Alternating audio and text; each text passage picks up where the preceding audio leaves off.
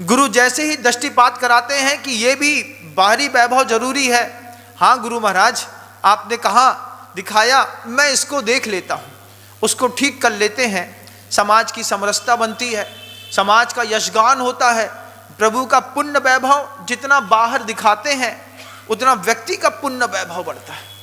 क्योंकि हमारे यहाँ साता वेदनी बंद के जो प्रत्यय हैं उसमें तो स्पष्ट शब्दों में कहा, भूत वृत्तु निकंपा दान सराग संयमादि योग शांति शौचमिति सद्वेद्यस्य।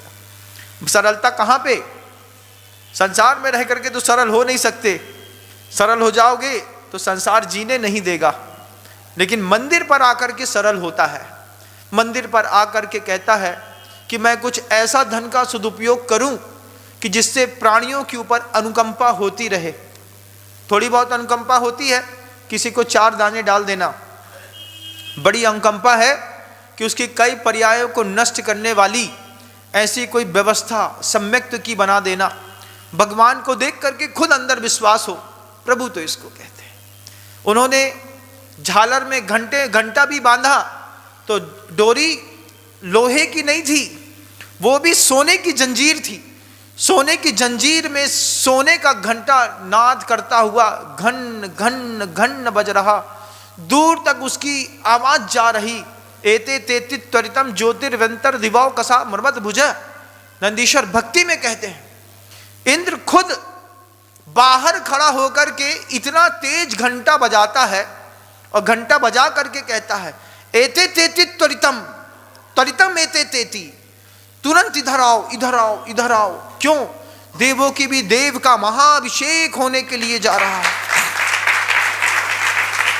देवादिदेव वेदी पर विराजमान है, सौधर्मिंद्र अपने हाथों से उठाएगा, माथे पर धरेगा, सिंहासन पर विराजमान करेगा।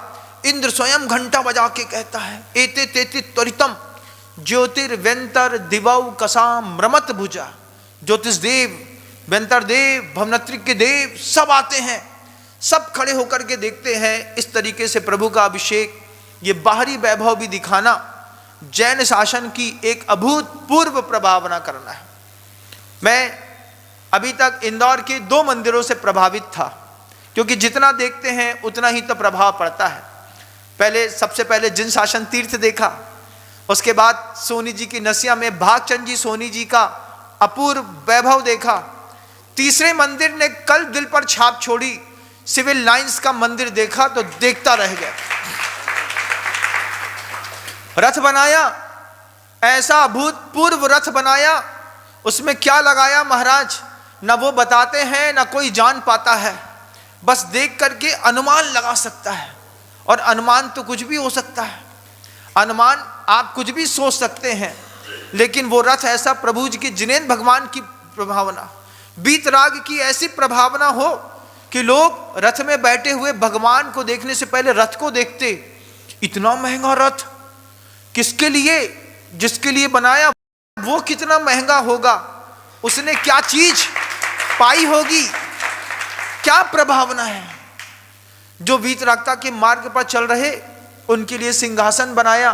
सिंहासन में भी पीला पीला, कितना पीला, कैसा पीला, नकली वाला पीला नहीं, असली पीला लगाया।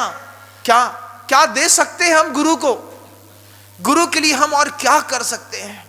कम से कम इसी माध्यम से किसी रागी का राग छूटता हो तो किसी संयमी पुरुषों ने इस तरीके का वैभव लगाने का अपना उपक्रम किया। क्या मंदिर है, एक बार देख करके आइए, आत्मा गदगद हो जाएगी। और जब पता चले कि एक व्यक्ति ने अपने निजी पुरुषार्थ से पूरा का पूरा मंदिर खड़ा किया, तब आप उस व्यक्ति को जरूर देखना चाहेंगे। कौन है वो? किसके मन के अंदर लक्ष्मी और सरस्वती दोनों एक साथ निवास कर रही हैं, जिसकी आंखें दोनों खुली हो, जो निश्चय भी देख रहा हो और व्यवहार भी देख रहा हो, अंदर से पाप पुण्य की परिभाषा भी समझ रहा हो, मंदिर से बाहर से व्यवहार सम्यक दर्शन की ऐसी अनुपम भाषा रच रहा हो। आदमी उस मंदिर को देखने के बाद उसको बनाने वाले पुण्यार्जक लाभार्थी का चेहरा जरूर देखना चाहेगा।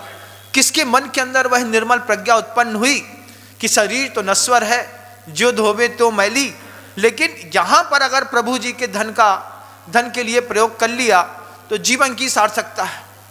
घर में 5 लाख 10 लाख का सोफा सेट हो, कोई देखने नहीं आता। आप अपने घर से अपना वैभव नहीं दिखा सकते, लेकिन समाज मंदिर से अपने पूरी समाज का वैभव दिखा सकती है। हमारी समाज का वैभव देखना है, हमारे मंदिर में आइए। मंदिर में प्रभु जी का वैभव दिखेगा। यही वैभव हमारी समाज का वैभव है। जब माली को भी पता हो कि हमारे मंदिर के अंदर स्टील का एक भी बर्तन नहीं, और आदमी निर्विकल्प होकर के छोड़ के चला जाए माली के हाथों, क्या हमारा माली इतना ईमानदार है, इस घर से इस मंदिर से एक चम्मच चोरी नहीं जा सकती।